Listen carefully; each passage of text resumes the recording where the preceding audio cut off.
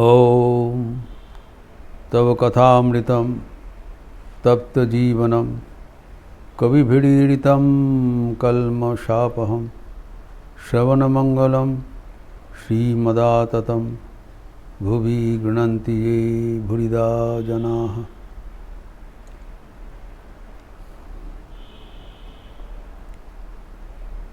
श्री रामकृष्ण अहंकार का बात बोल रहे हैं कि भगवान का भवन में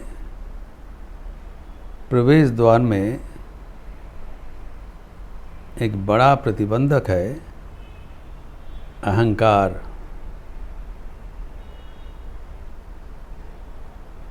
अहंकार जनित एक लॉग ऑफ वुड पड़ा हुआ है जिसको हम काट नहीं सकते हैं, इसको अतिक्रम करना पड़ेगा। जब तक अहंकार रहेगा तब तक हम भगवान को स्पर्श नहीं कर पाएंगे। ये उदाहरण से समझाया। फिर एक कहानी बताया कि अहंकार कितने ही हम विचार विमर्श करते हुए उसको ना के बराबर कर दे, फिर वो आ जाता है। जैसे कि वो भूत का उदाहरण से बताया। एक जो बाल के तरह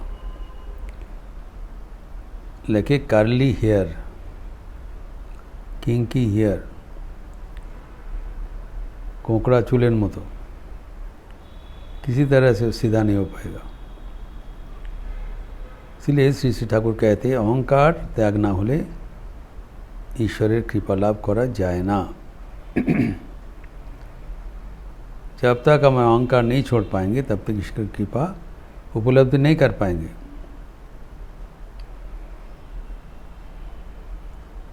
तभी एक अभी यहाँ पर नाना उदाहरण देते हुए ठाकुर इसको समझा रहे हैं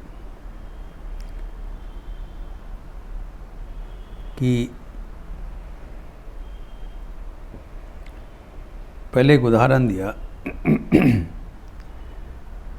जब कोई उत्सववादी होता है घर में तब भंडार में एक व्यक्ति रहता है, स्टोर कीपर, भंडारी। उसका महत्वपूर्ण कर्म रहता है सब चीज़ वो इशू करना, रिसीव करना स्टोर से। भंडारी मुख्य तो चालक है। तो on behalf of the master किसी को नियुक्त किया जाता है, भंडारी जिसको कहलाता है, भंडारी। तो वो सब बंदोबस्त करते रहते हैं। उदाहरण से बता रहे हैं, जब तक वो भंडारी रहेगा तब तक जो करता है, मालिक है, वो वहाँ पर नहीं जाता है, क्योंकि वो जानते हैं कि उनके दिया हुआ निर्देश अनुसार ये व्यक्ति भंडार का कर्म सुचारू रूप से संपन्न कर रहे हैं। He does not interfere. एक उदाहरण से बता रहे हैं, जब तक वो व्यक्ति हैं, लेकिन जब वो व्यक्ति, टू मार्क द वर्ड, जब वो व्यक्ति स्वेच्छा से भंडार छोड़ के चले जाते हैं तब क्या होता है, भंडार खाली नहीं रहता है। तब कर्ता आके भंडार में चाबी लगाता है और भंडार परिचालना करता है। अर्थात he takes position of the store and then he runs the store. तो द अल्टीमेट मालिक तो ही है, बट जब तक ऑन हिज बिहाफ कोई चला रहे हैं तब तक वो उसमें इंटरफियर नहीं करते हैं।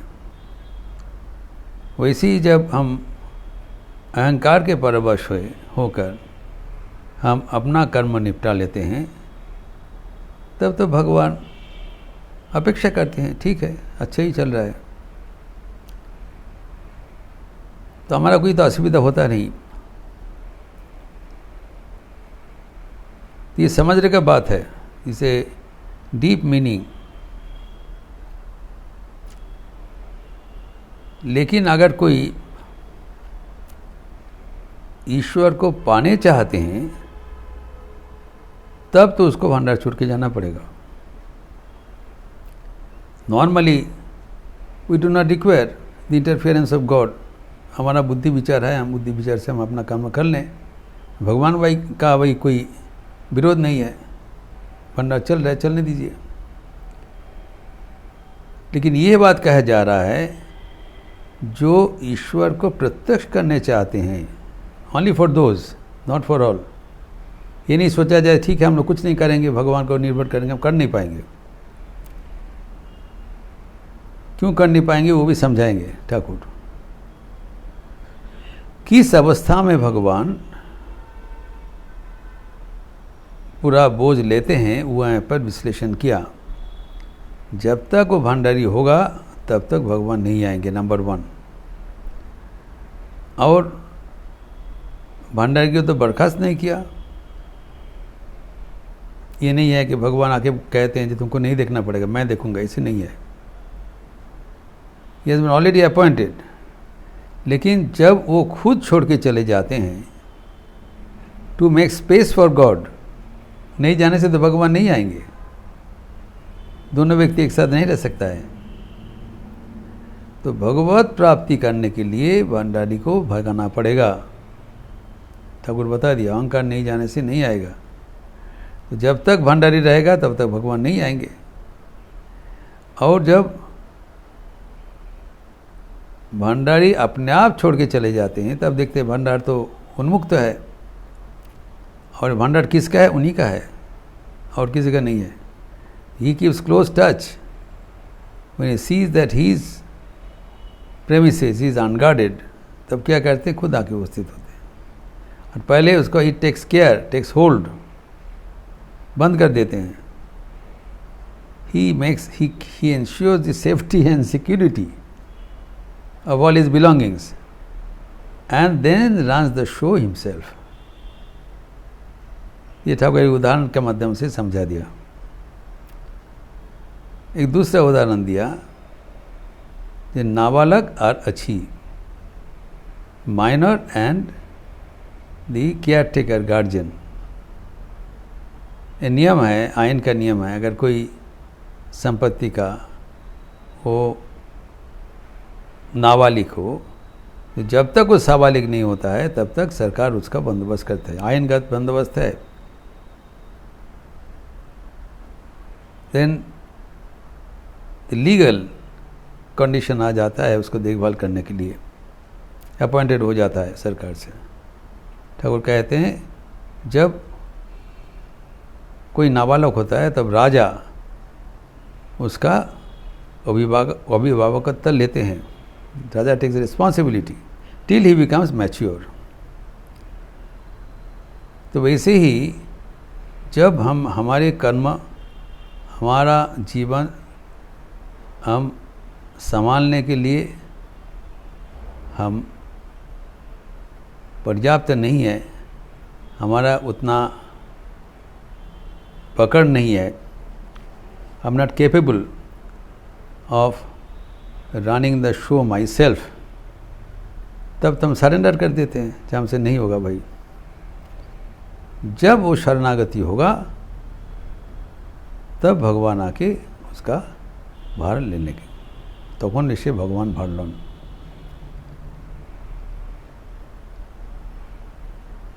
जब नाबालक अपना हाथ उठा देते हैं कि हम करने में असमर्थ हूँ, तब भगवान उसका भार लेते हैं।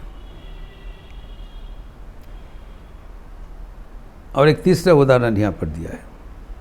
नाना प्रकार से भगवान समझा रहे हैं कि एक तो बताया कि जब भंडारी होगा, फिर दूसरा बताया जब तक नाबालक वो उसका काम नहीं समझ पाएंगे।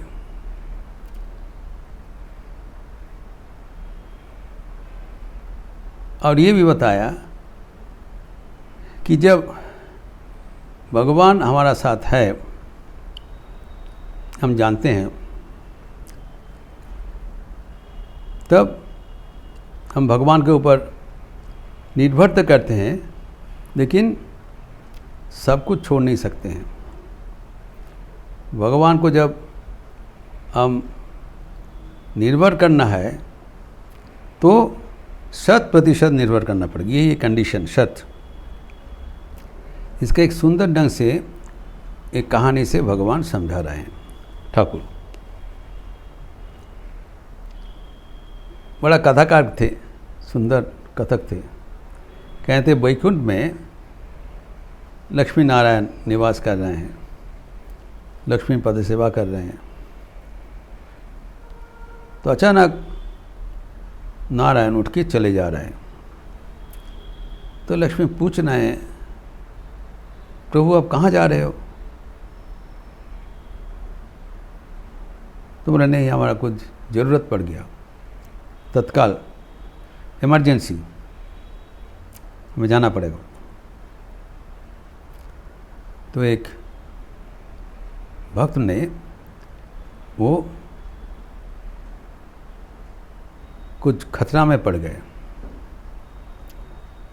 तो भक्तों को बचाने के लिए हम तुरंत जाना पड़ेगा। तुरंत उठ के चले गए। तो फिर लेकिन थोड़ा देर बाद ही वो वापस आ गए।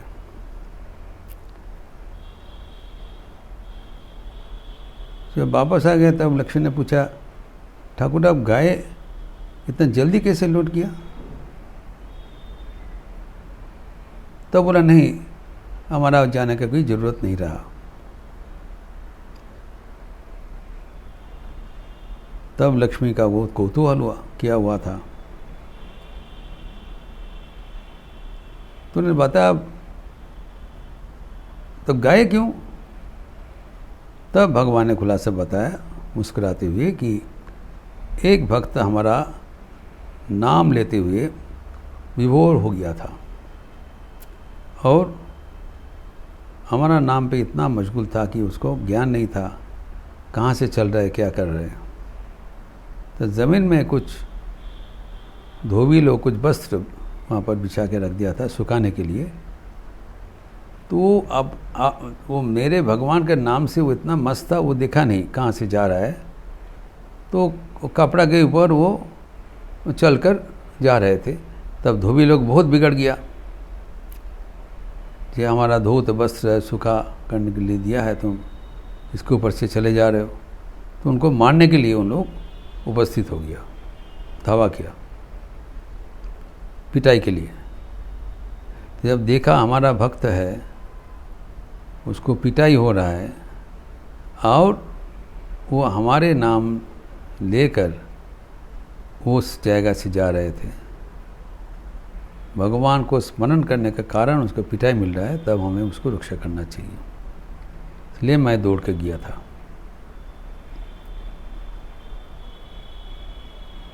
तो लक्ष्मी ने बचाया। तो फिर आप वापस कैसे आ गया नहीं करके?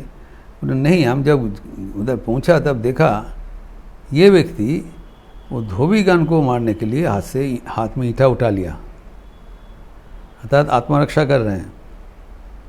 वो अपना जो विपद है खुद ही संभाल लेंगे। जब हम देखा कि he is able to manage himself, तब हम देखा हमारा कोई ज़रूरत नहीं है, इसलिए वापस आ गया।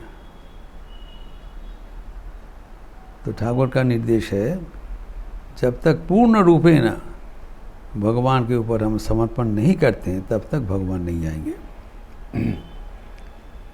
इसलिए भगवद गीता में the last message of Shri Krishna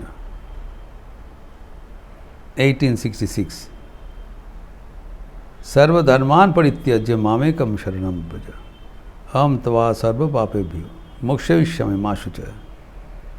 इस जगत में कुछ तुम्हारा सोचने का बात नहीं है, माँ शुचः, सब कुछ छोड़ के मेरे शरण में आ जाओ। धर्मा जितने हैं करणीय अकरणीय, give up everything and resign at my feet.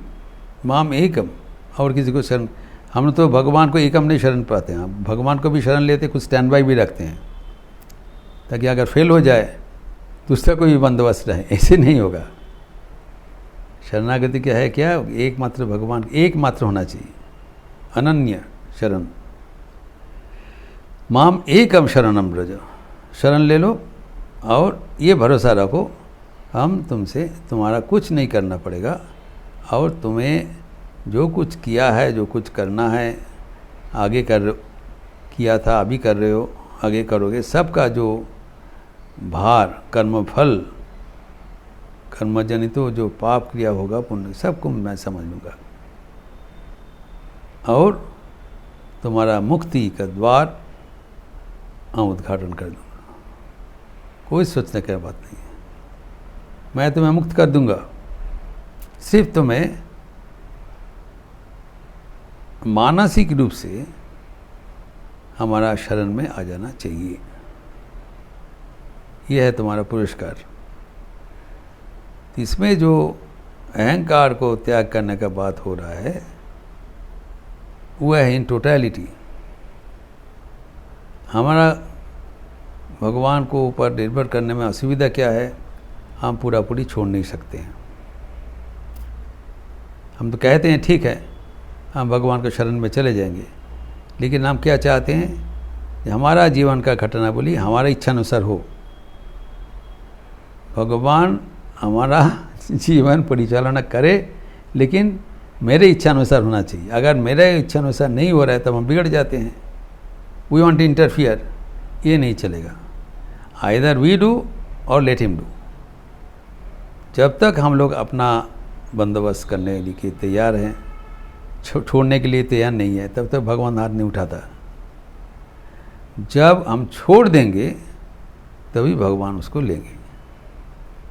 तो छोड़ने के लिए इतना सहज नहीं है, क्योंकि हमारा जो अहंकार है उसको ऐसी छोड़ देना बहुत कठिन है, लेकिन अभ्यास करने से मिलता है, वही करणीय है।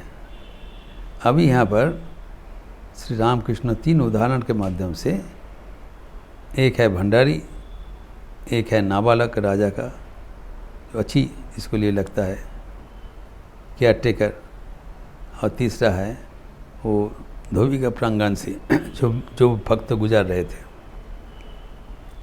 3 उदाहरणों से ठाकुर समझा रहे हैं कि जब तक अहंकार को लेश मात्र रहेगा तब तक भगवान नहीं आने वाले हैं, और हम हमारे आध्यात्मिक जीवन को हासिल करने के लिए हम जानते हैं भगवान का कृपा बिना हम नहीं पहुंच पाएंगे। अपने मैनेजमेंट में नहीं होगा, तो भगवान को मैनेजमेंट में लाने के लिए हमारा खुद के मैनेजमेंट छोड़ना पड़ेगा। हाथ उठा के भगवान के चरणों में शरण लेना चाहिए। तब जब हम पूरा पूरी छोड़ देंगे, भगवान ज़रूर आके हमें उद्धार कर ले लेंगे। इसको उदाहरण हम गिरीश चंद्र घोष के जीवन में देखते हैं। उन्होंने बताया तुम मेरे शरण में आ जाओ, बकौलमा दिए दो। तो अब गिरीश घोष ने कहा, बकौलमा देने का इतना जो व्यापार था मुझे पता नहीं चला। उनका जीवन में नाना प्रकार का उत्थान पतन हुआ, लेकिन गिरीश घोष ने बताया हमें इसमें बेचैन होने का भी कोई अधिकार नहीं है। ठाकुर ने चला रहे हैं, वो जानते हैं कि इसे चलना चाहिए। उसके ऊपर पूर्ण विश्वास, सहयोगिता एवं आस्था रखना चाहिए। जो कुछ हो रहा है भगवान के हाथ में जब हो रहा है, इससे अच्छा हो नहीं सकता है। ऐसी भरोसा, ऐसी विश्वास अगर रहें तभी हमारा आध्यात्मिक जीवन मजबूत होगा, और भगवान आके कृपा करके हमें हमारा जो जीवन का लक्ष्य वो पूर्ण कर देंगे। ओम शांति शांति शांति। हरि ओम तत्सत। श्री राम कृष्णार्पणमस्तु। अच्छा रहिए, स्वस्थ रहिए, आनंद में रहिए। नमस्कार।